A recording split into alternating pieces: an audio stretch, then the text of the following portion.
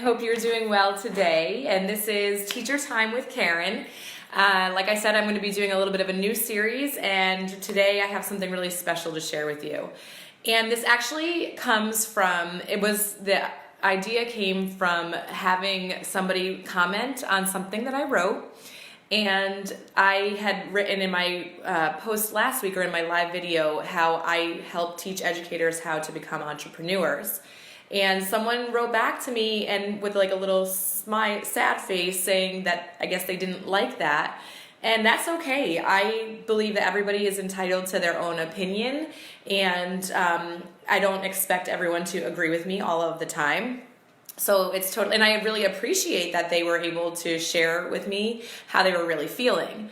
But what it got me thinking was that maybe you don't really know how entrepreneurship could make you a better educator. And that was what my response was, that, it is sad that educators are needing to find something else in their lives, either, for supplemental income or just to, find some joy in their lives or opportunities or choices, whatever the case.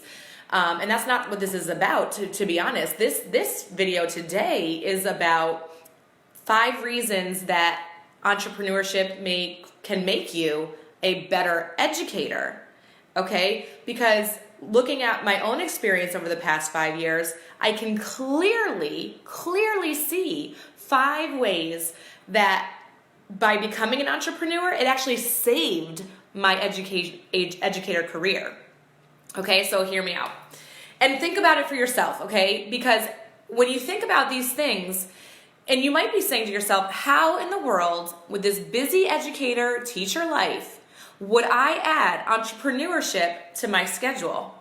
And I get it. It's not always easy to do that, but there is so much value in doing that. So here, let me explain. So the number one thing that I learned, and the way that I believe that entrepreneurship can help make people a better educator, is that you, when you are learning a new business, you are learning something new. And those feelings of learning something new and being out of your comfort zone can directly relate. You can directly relate them to how your students are probably feeling when they're learning something new. Or as an ESOL teacher, when they're completely out of their comfort zone. When's the last time you, as an educator, really got out of your comfort zone and did something so incredibly difficult for you that you almost couldn't do it? That's what our students feel. And by me doing something so totally different that I had no idea about, I actually improved my skills of empathy and understanding and communication as an educator, just by learning something new for myself. So that was number 1. Number 2, mindset. I love mindset, right? Because not only about growth mindset, but also about positivity in a mindset. Because before I started doing this and becoming an entrepreneur, I did not have a growth mindset for myself. And I don't think I had a positive mindset for many of the ways that I was dealing with things that I was working on.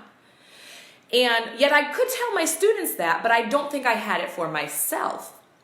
So we tell our students all the time, oh, you can do this, keep trying, mistakes help you learn, right?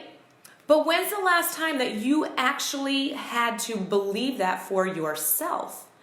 And by becoming an entrepreneur, I got so much training in this area that, and in order to find success as an entrepreneur, I completely needed to learn how to have and use and bring a growth mindset and a positive mindset to everything I was doing to find success.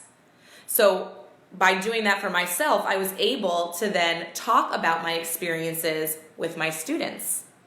So it was so powerful when I could tell a story about what I was doing and how I was feeling and relate it back to them. So that was number 2. Number 3, ooh, I love this one. Following a dream. as educators, we believe for our students that they can do anything, that the world is their oyster, that they can go out and do anything they put their minds to, right? And we were told the same thing when we were younger. And then somewhere along the way, we probably forgot to live and work on our dream.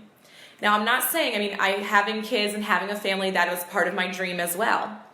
But before I had entrepreneurship, I lost a part of my dream. I stopped working on the dream for myself, where I wanted to change the world through education, where I wanted to go and travel and do something great and involve my students, involve my community. I kind of lost that because I wasn't working on it. But by becoming an entrepreneur, I got to choose exactly what I wanted to put my focus on and what I wanted to put my efforts on. And so when I put it on to using my entrepreneurship to impact education and doing something that's my dream, I became a much happier person. And I could really truly say to students, live your dream. You can use this to help you for your dream, whatever your dream is. Whereas before I was telling them that, but I was like, well, I'm not even living my own dream and doing something that was in my heart of all hearts. So how could I tell somebody else to do that, right? So again, having an entrepreneur role helped me in my educator role. Okay, the fourth thing has to do with like goal setting and celebration. Because to be honest, before I started this as an educator, I don't think, and my role as an educator was very different, but now, by being involved in an organization that focuses so heavily on setting a goal for yourself and then celebrating even the small wins, I was able to implement that same and foster that same kind of not mindset, but same kind of attitude and goal setting with my students and celebrating their small wins. So I became so much more understanding and proud and positive with them when I could see that I was doing things for myself. Like, what did I want to get when I was working on something new? Oh my gosh, my students probably want that too. So it was very powerful to be able to have that for myself, doing it for myself, and then doing it for my students. And then finally, and this one is huge, and you're gonna roll your eyes and say that you can't do it, but I will challenge you. As an entrepreneur, I needed to make time for myself to do what I wanted to do for me and my life. So it meant setting some boundaries at school and after school so that I separated that work from what I needed to do for me. Now, it didn't come easy at first. It was very challenging, and some of you might think that, I'm giving up on students, or I'm giving up on them, or I'm not doing enough for them. But I challenge and I say, actually, it made me a better educator by setting those boundaries because I learned to take care of myself first. And when I took care of myself first, I became a lot happier in the classroom. And it started with simply just even washing my face or, just doing an activity that I wanted to do and making time for myself that made me happy. And by doing that, and it had a goal, by doing that, I could then take care of other people better.